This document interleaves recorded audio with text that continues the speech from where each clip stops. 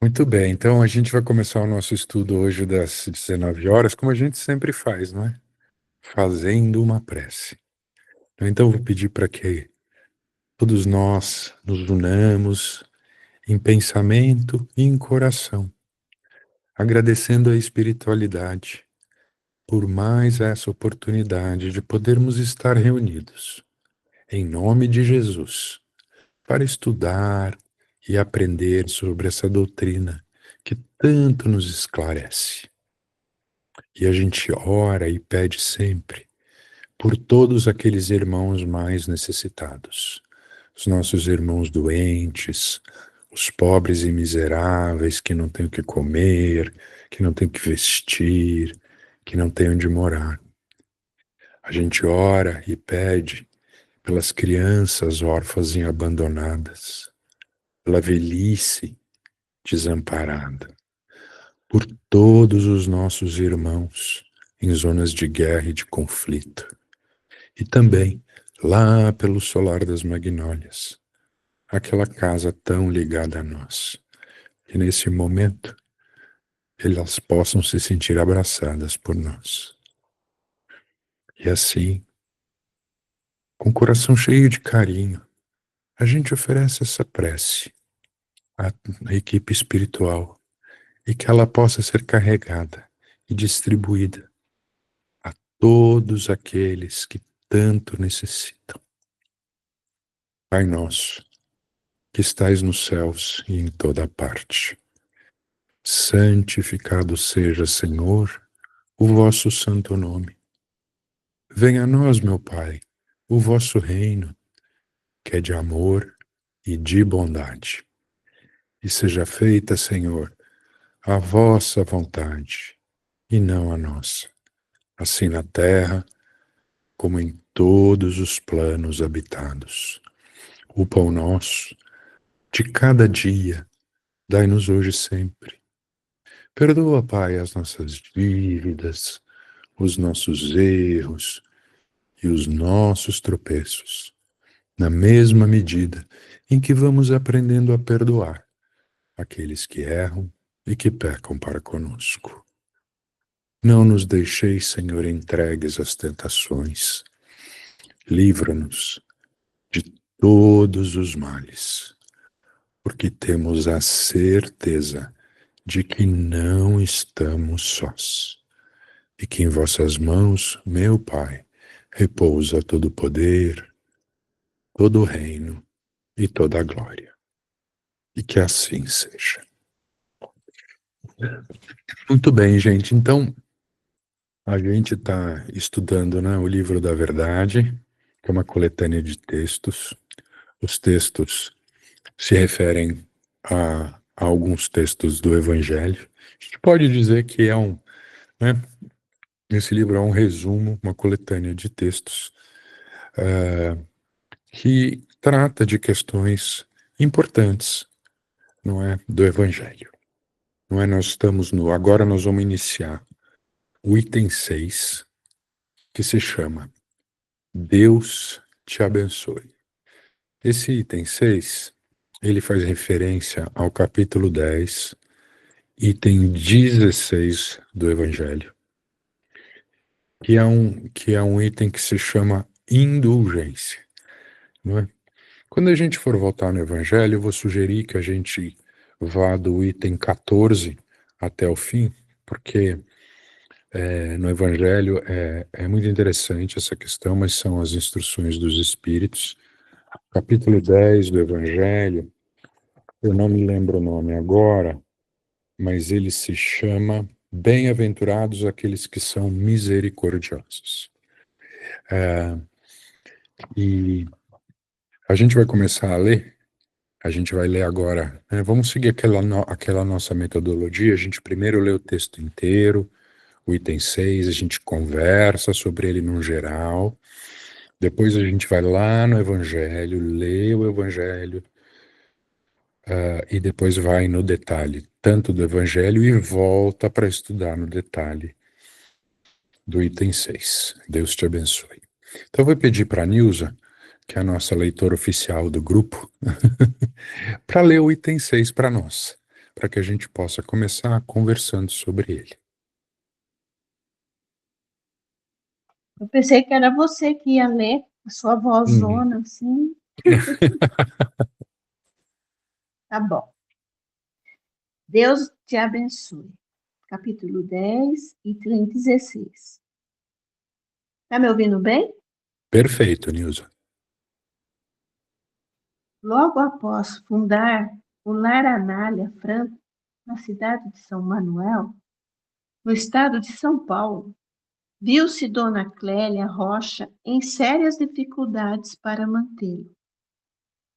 Tentando angariar fundos de socorro, a abnegada senhora conduzia crianças aqui e ali, em singelas atividades artísticas.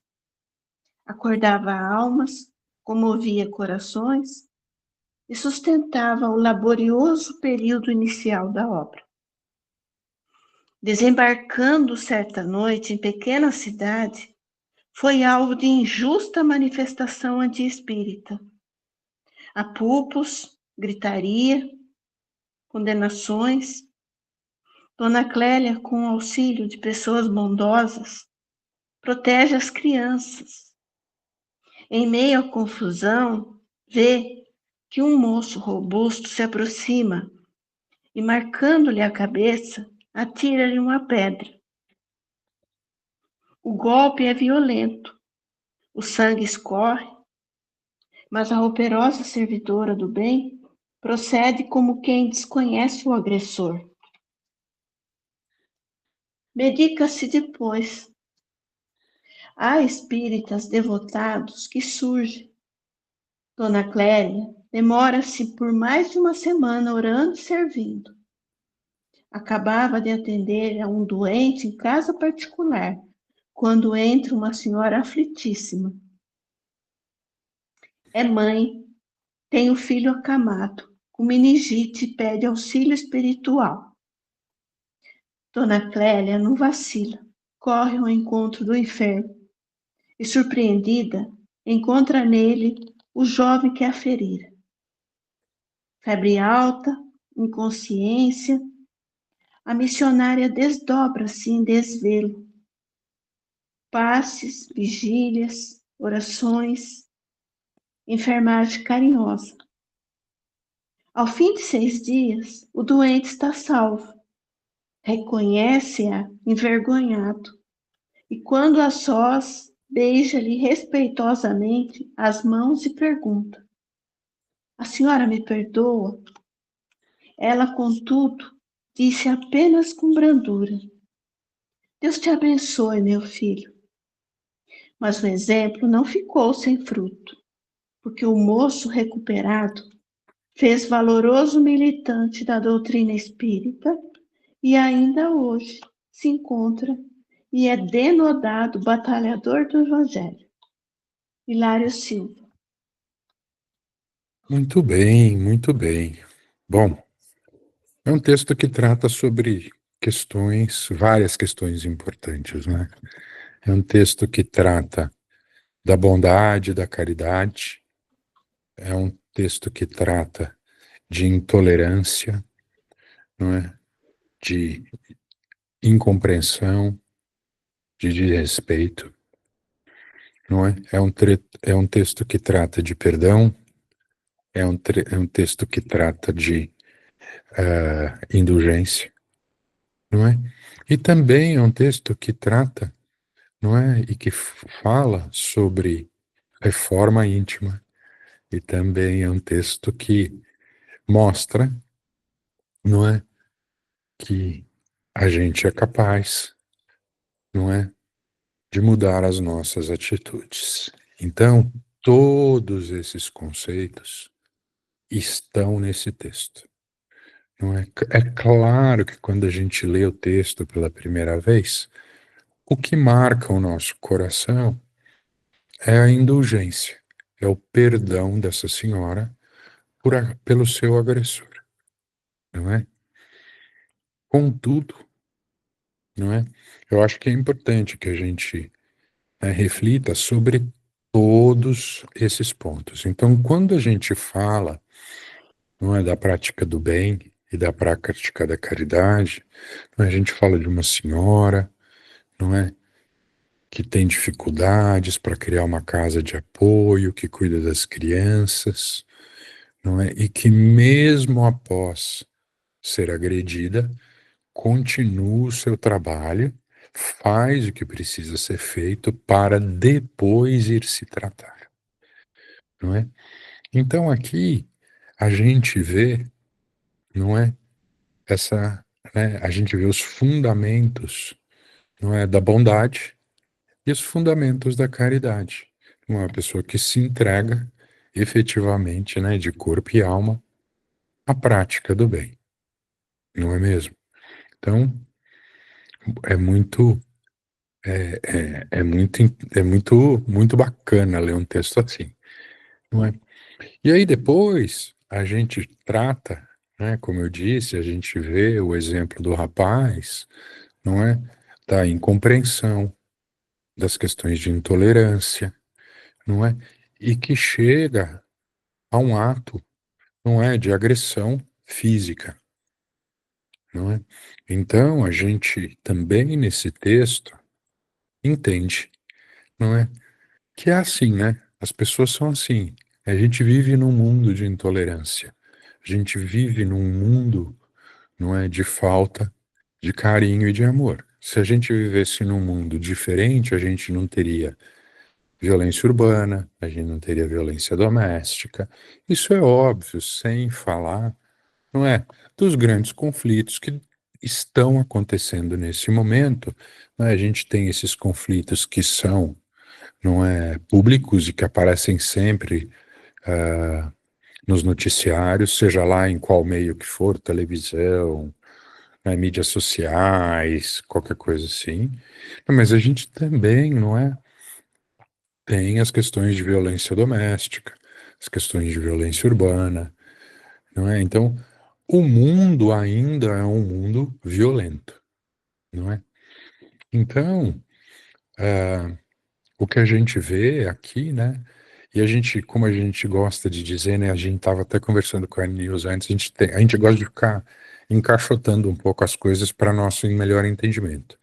A gente vive num mundo de provas e regeneração, provas e expiações, e é natural que você tenha uma parte, não é, daqueles encarnados que caminham para o bem e uma parte que ainda não começaram essa trajetória. Não é?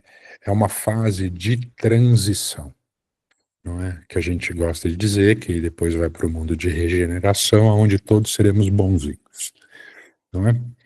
Então, esse tipo de atitude que esse rapaz teve é uma atitude que a gente vê por aí, não é? Eu não gosto de, eu não vou falar que é uma atitude normal, porque não é normal, né? Isso não é normal, mas é uma atitude comum, não é? A intransigência, a violência e, né, a incompreensão que acaba se tornando atos de agressão, não é? São questões importantes.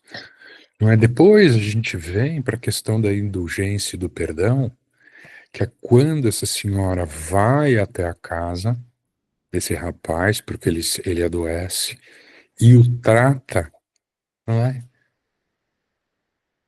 Com o mesmo amor e com o mesmo carinho, como se fosse alguém próximo, né? E alguém, né, que a gente gosta de chamar, vamos dizer assim, do coração, não é? Então, independente do que aconteceu, essa senhora se dedica à melhora desse rapaz. Então, aqui é um exemplo de indulgência e de perdão, não é? E de perdão, não é?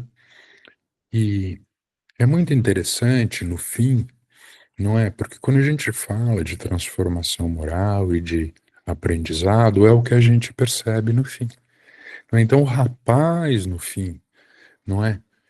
Ele, na verdade, ele, né, tem um ato de humildade, que é se desculpar, porque pedir desculpa é um ato de humildade, porque é no momento em que a gente entende e compreende o erro que a gente cometeu, e ele pede perdão.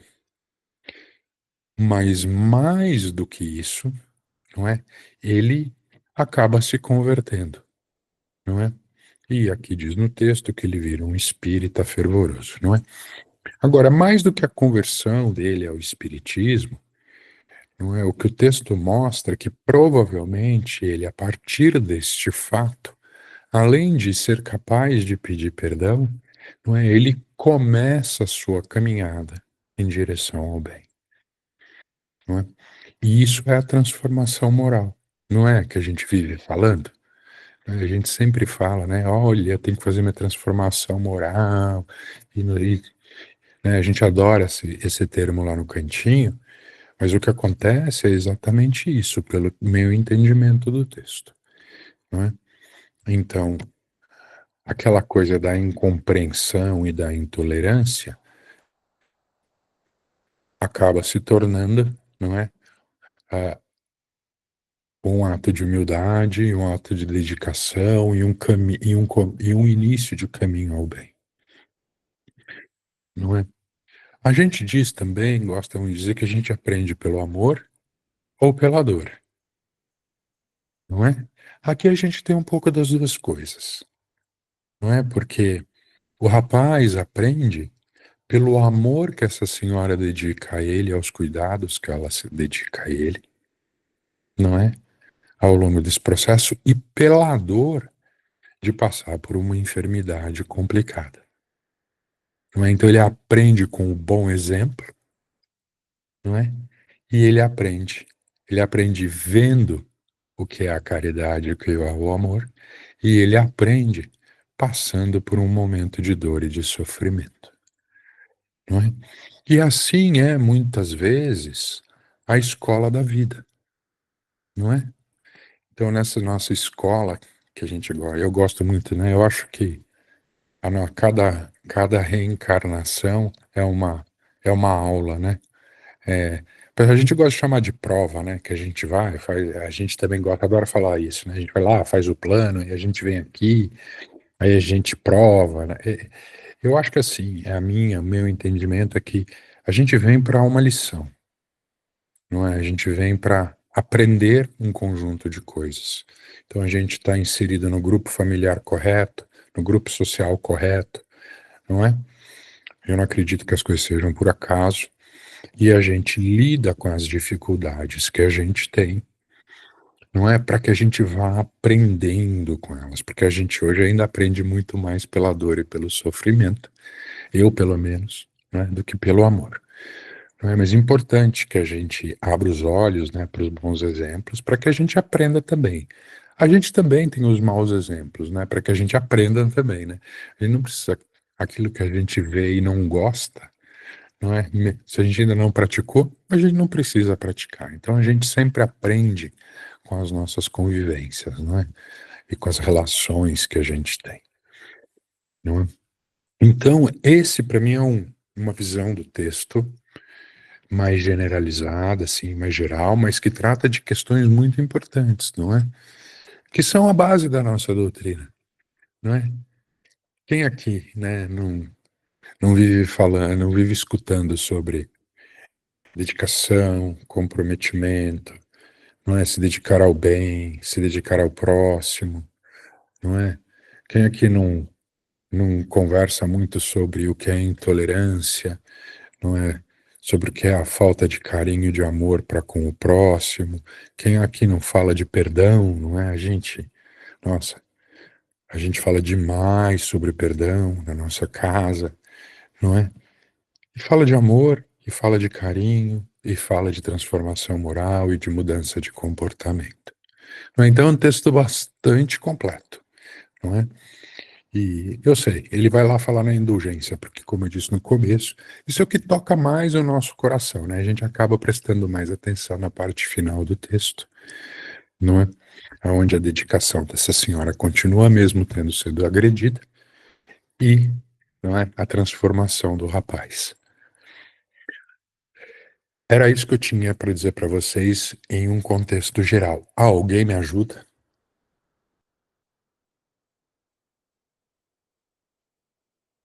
Oi, oi, Alexandre. Eu Oi, estava pensando aqui. O Faustinho vai falar, eu sei. Eu vou falar o que eu estou pensando aqui, que está vindo. tá bom.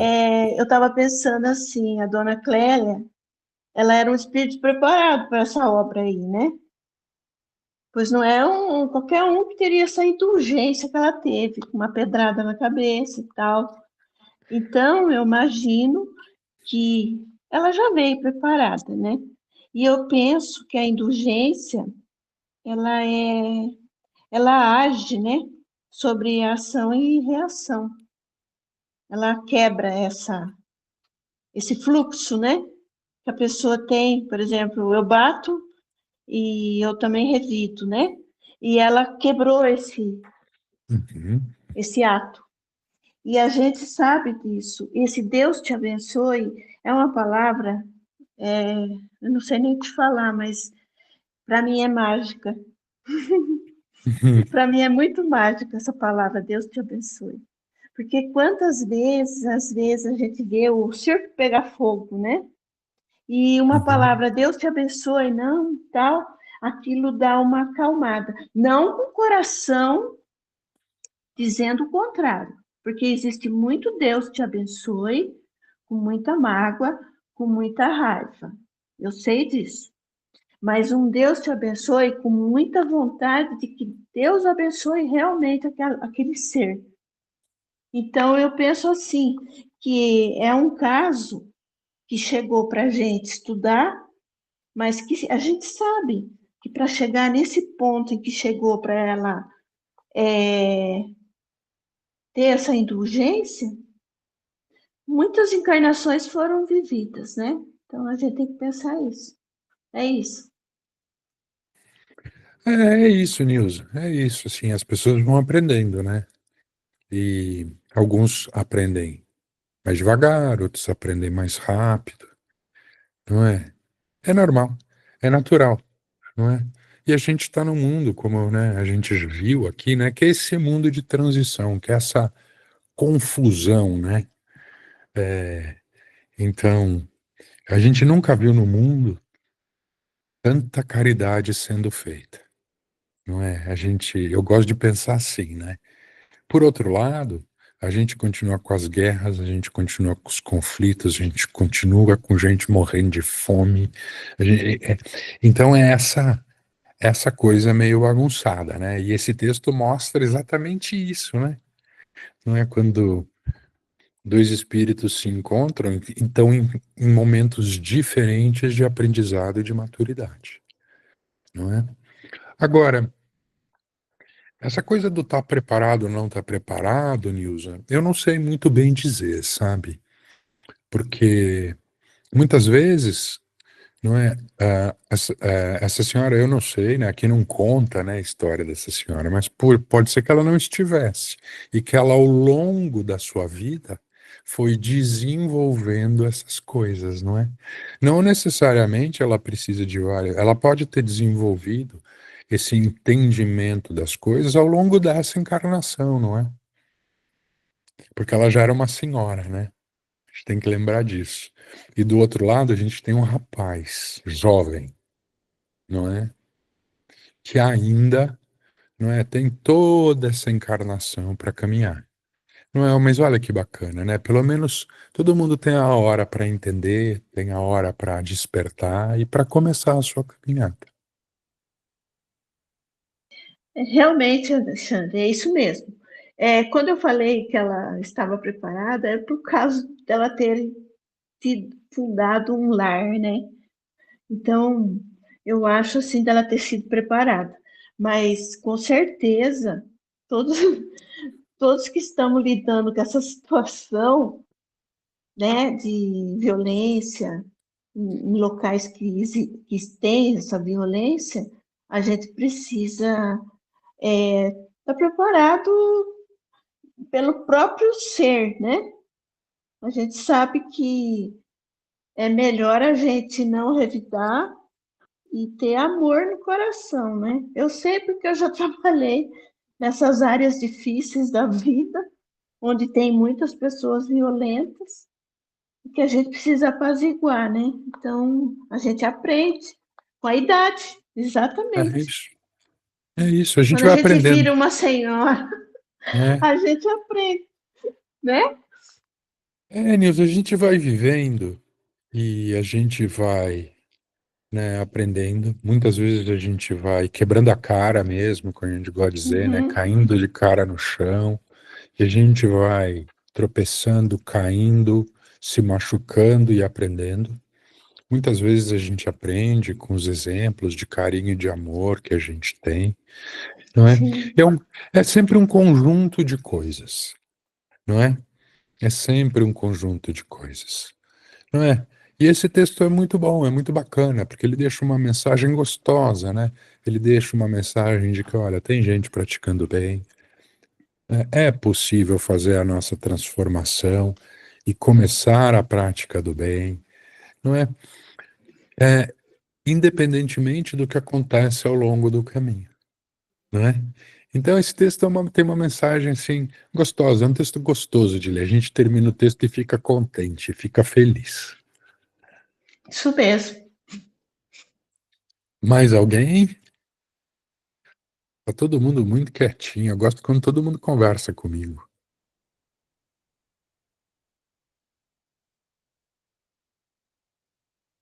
Não? Então tá bem. Bom, então a minha sugestão agora é que a gente vá para o Evangelho, para o capítulo 10.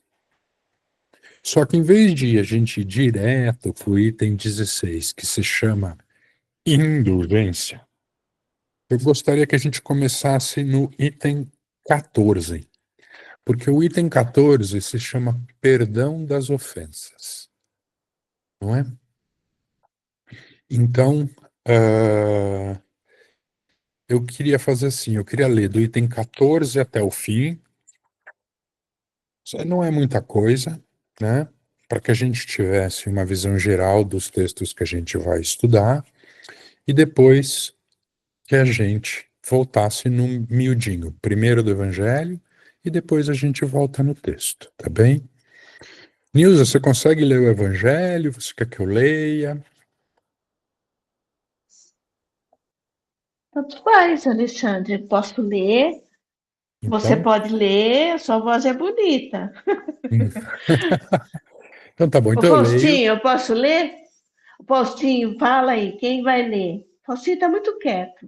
Não gosto de Faustinho quieto. É, Faustinho! ele só conectou, tá bom? Bom, vamos lá, né? Então eu vou ler para nós o texto, Tá tá? bom, beleza. É o capítulo 10 que se chama Bem-aventurados aqueles que são misericordiosos. E a gente vai para Instruções dos Espíritos, tá? E o primeiro item, que é o item 14, se chama Perdão das Ofensas. E o texto diz o seguinte: Quantas vezes perdoarei a meu irmão? Vós as perdoareis, não 7 vezes, mas 70 vezes 7 vezes. Eis uma dessas palavras de Jesus que mais devem atingir a vossa inteligência e falar mais alto ao vosso coração.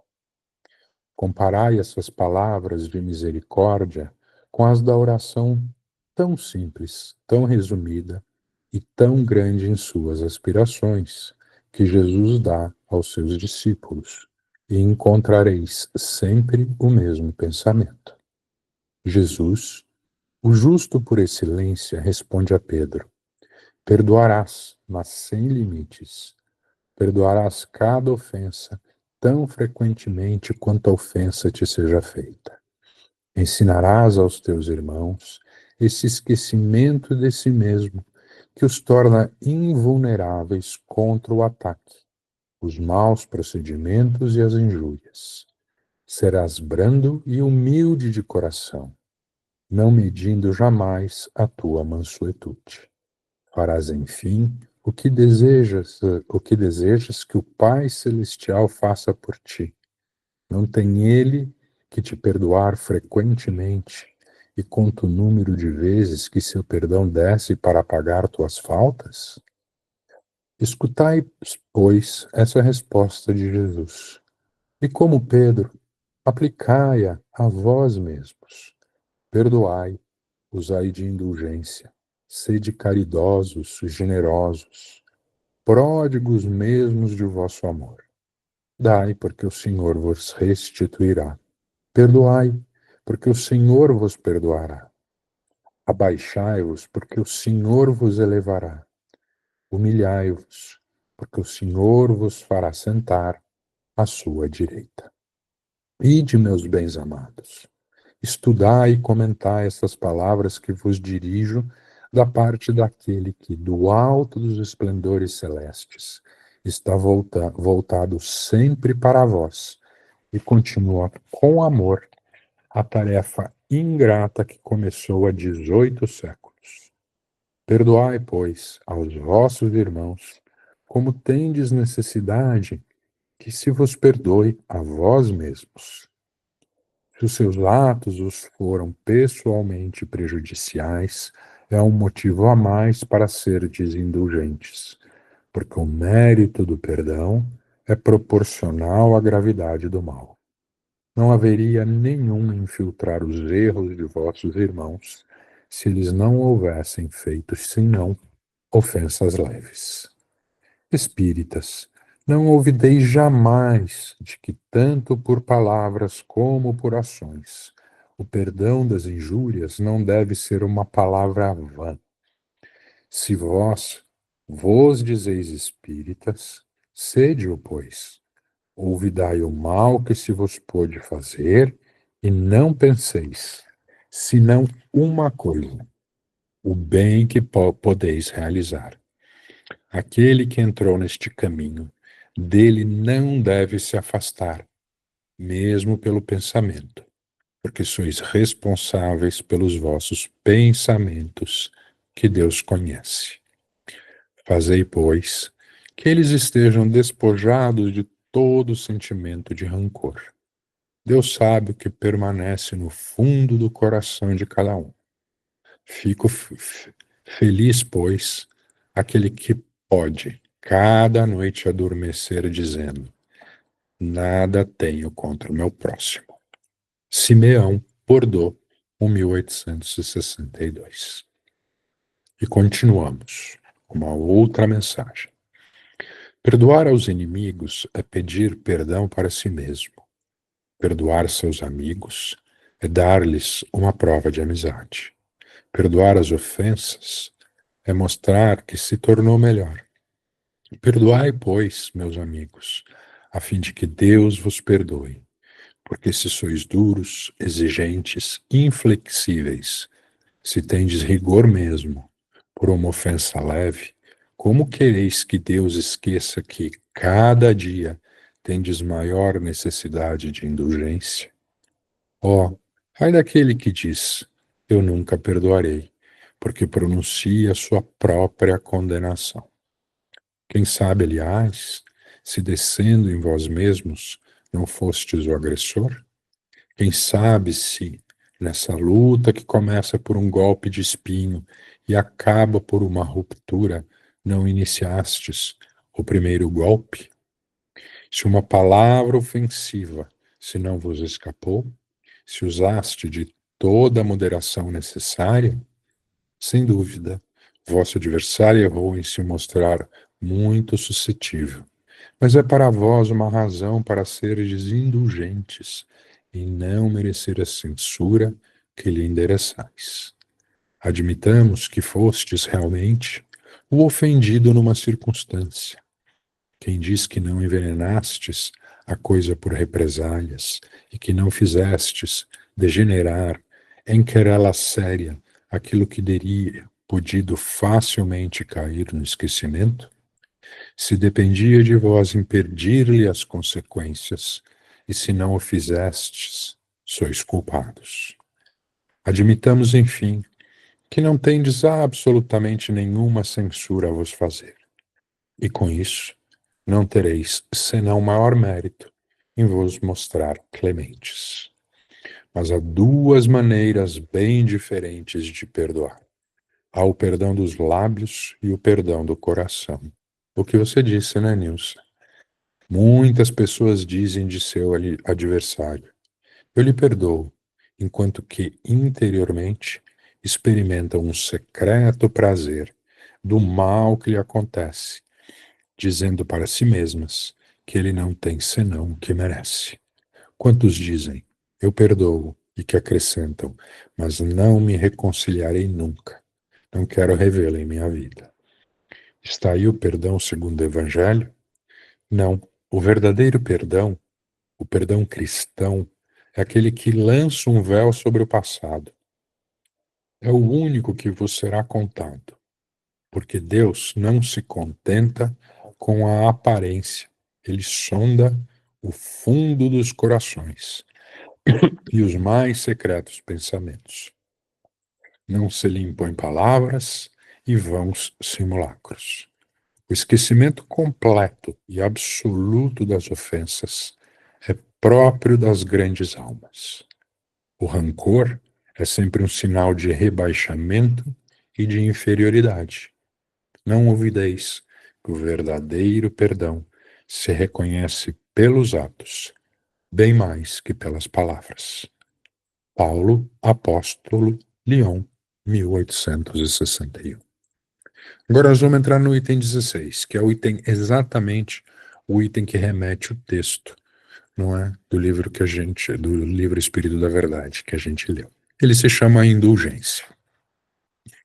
Espíritas, queremos vos falar hoje da indulgência. Esse sentimento tão doce, tão fraternal, que todo homem deve ter para com seus irmãos, mas do qual bem poucos fazem uso. A indulgência não vê os defeitos de outrem, ou se os vê, evita falar deles, divulgá-los. Ao contrário, oculta-os, a fim de que não sejam conhecidos senão dela. E se a malevolência os descobre, tem sempre uma desculpa para os abrandar. Quero dizer, uma escusa plausível, séria, e não daquelas que, tendo ar de atenuar a falta, a fazem ressaltar com um jeito pérfido.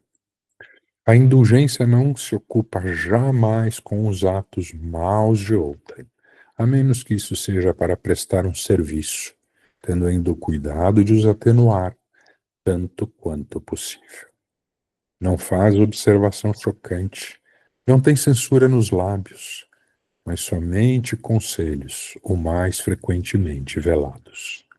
Quando criticais, que consequências se deve tirar de vossas palavras? É que vós, que censurais, não teríeis feito o que reprovais, é que valeis mais que o culpado. Ó homens, quando, pois, julgareis os vossos próprios corações, os vossos próprios pensamentos, os vossos próprios atos, sem vos ocupardes do que fazem os vossos irmãos? Quando não abrireis os vossos olhos severos, senão sobre vós mesmos? Sede, pois, severos para convosco, indulgentes para com os outros.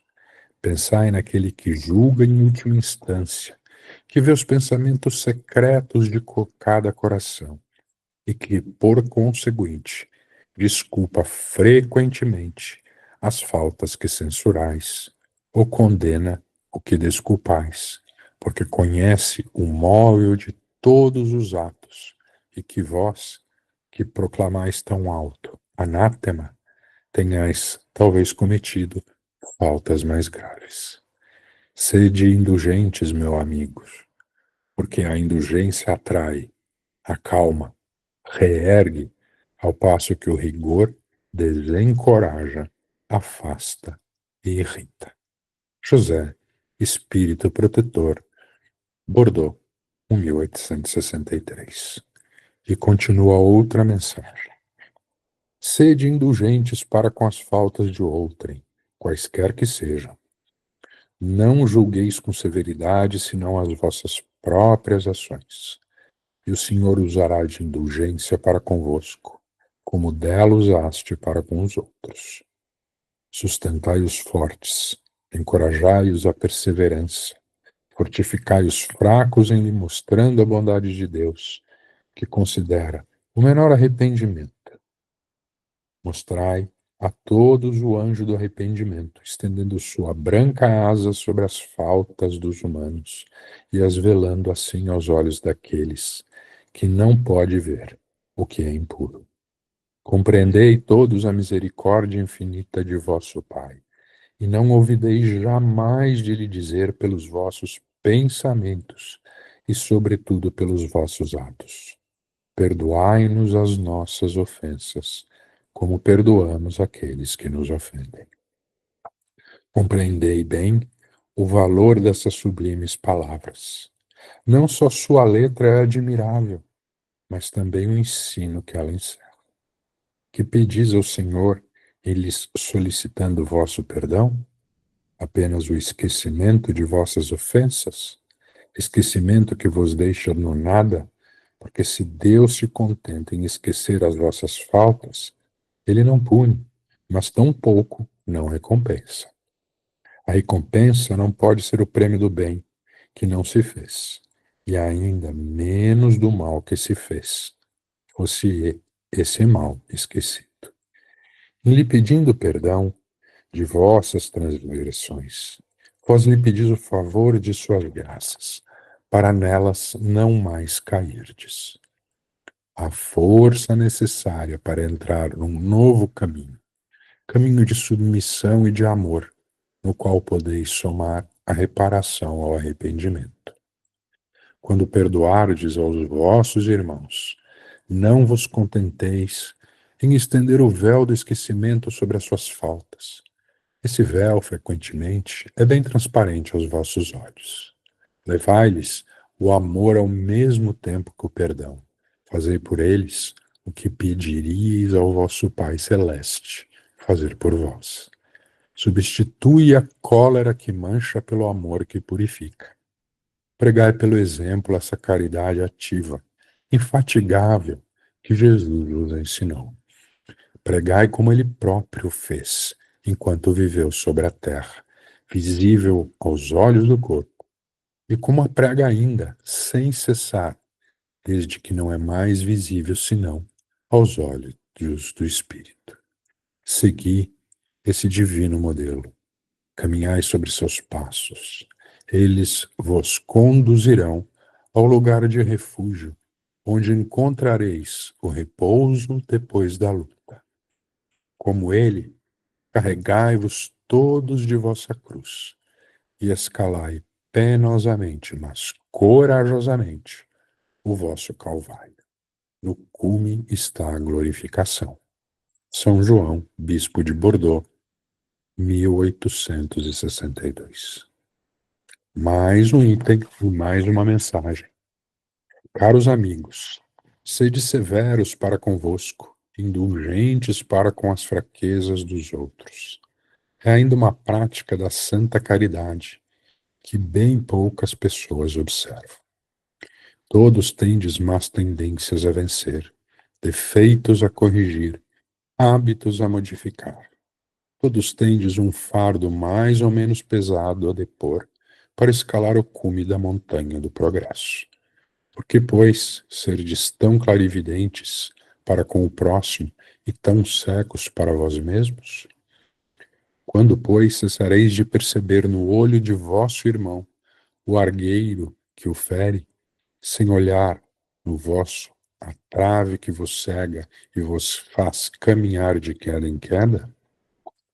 Crede em vossos irmãos, os espíritos. Todo homem bastante orgulhoso para se crer superior em virtude e em mérito aos seus irmãos encarnados é insensato e culpável, e Deus o castigará no dia da sua justiça.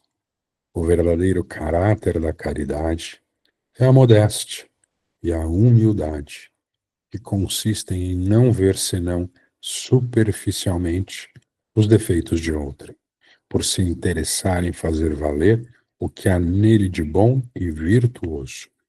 Porque se o coração humano é um abismo de corrupção, existe sempre, em algumas de suas obras mais ocultas, o germe de alguns bons sentimentos, centelha vivaz da essência espiritual.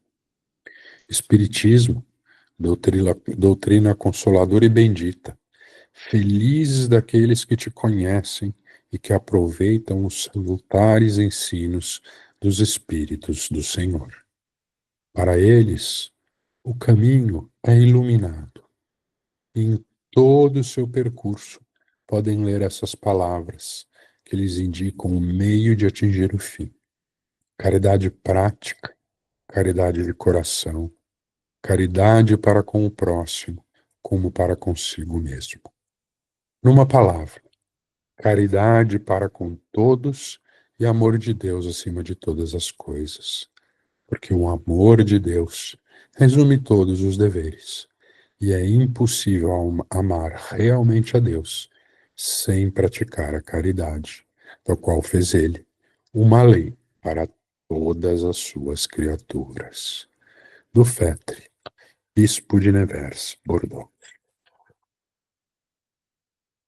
Continuamos. Ninguém sendo perfeito, segue-se que ninguém tem o direito de repreender seu vizinho? Seguramente não, uma vez que cada um de vós deve trabalhar para o progresso de todos, e sobretudo daqueles cuja tutela vos está confiada. Mas é uma razão de o fazer com moderação, com um fim útil, e não como se faz geralmente, pelo prazer de denegrir. Neste último caso, a censura é uma maldade. No primeiro, é um dever que a caridade manda cumprir com todo o respeito possível. E ainda a censura que se lança sobre os outros, ao mesmo tempo, deve-se dirigir a si mesmo e se perguntar se não a merece. São Luís, Paris, 1860. É repreensível observar as imperfeições dos outros quando disso não pode resultar nenhum proveito para eles, quando não sejam divulgadas? Tudo depende da intenção. Certamente não é proibido ver o mal quando o mal existe. Haveria mesmo inconveniente em não ver por toda parte, senão o bem. Essa ilusão prejudicaria o progresso. O erro está em fazer resultar essa observação em detrimento do próximo, ou depreciando, sem necessidade, na opinião pública. Seria ainda repreensível de não o fazer senão para nisso se comprazer com o sentimento de malevolência e de alegria e encontrar os outros em falta. Ocorre que, de outro modo, quando, lançado um véu sobre o mal, para o público, limita-se a observá-lo, para dele fazer proveito pessoal, quer dizer, para estudar e evitar que se censura nos outros. Essa observação, aliás, não é útil ao moralista? Como ele pintaria os defeitos da humanidade se não estudasse os modelos? Também de São Luís, Paris, 1860. Há casos em que seja útil revelar o mal de outrem? Essa questão é muito delicada e é aqui que é preciso apelar para a caridade, bem compreendida. Se as imperfeições de uma pessoa não prejudicam senão ela mesma, não há jamais utilidade em as fazer conhecer. Mas se podem causar prejuízos a outros, é preciso preferir o interesse da maioria ao interesse de um só. Segundo as circunstâncias, desmascarar a hipocrisia e a mentira pode ser um dever, porque vale mais que um homem caia do que vários se tornarem enganados ou suas vítimas. Em semelhante caso, é preciso pesar a soma das vantagens e dos inconvenientes. Também de São Luís, Paris, 1860. E assim a gente termina a leitura do Evangelho, dos itens que a gente vai estudar no próximo, a partir da próxima semana. Então, a partir da próxima semana, a gente, né, como volta lá no item 14, capítulo 10, e a gente vai estudar mensagem por mensagem no detalhe, não é? Para a gente falar mais um pouquinho, não é? Sobre perdão, sobre caridade, sobre indulgência, não é? Então, é assim que a gente segue na próxima semana. A gente já está em cima do horário, não é? Então, vamos terminar o nosso estudo como a gente sempre faz, não é? Com uma prece, né? Vamos todos nos unir em pensamento e em coração. E agradecer a espiritualidade por essa hora que tivemos, falando sobre temas tão importantes, não é? Como a bondade, como a indulgência, o perdão, não é? A transformação moral, a capacidade que as pessoas têm de se transformar, como mostra lá no texto do livro Espírito da Verdade. Agradecer a presença da espiritualidade que nos acompanhou e que nos iluminou, não é? E pedir que a próxima hora de estudo sobre tema tão importante que a mediunidade também seja amparada. E assim nós deixamos a nossa oração a todos aqueles irmãos que tanto precisam. Pai nosso que estais nos céus, santificado seja, Senhor, o vosso santo nome. Venha a nós, meu Pai, o vosso reino, que é de amor e de bondade, e seja feita, Senhor, a vossa vontade, e não a nossa, assim na terra como em todos os planos habitados. O pão nosso de cada dia, dai-nos hoje sempre. Perdoa, Pai, as nossas dívidas e os nossos erros, na mesma medida em que vamos aprendendo a perdoar aqueles que erram para conosco. Não nos deixeis, Senhor, entregues às tentações. Livra-nos de todos os males, porque temos a certeza de que não estamos sós e que em vossas mãos repousa todo o poder, todo o reino e toda a glória. E que assim seja.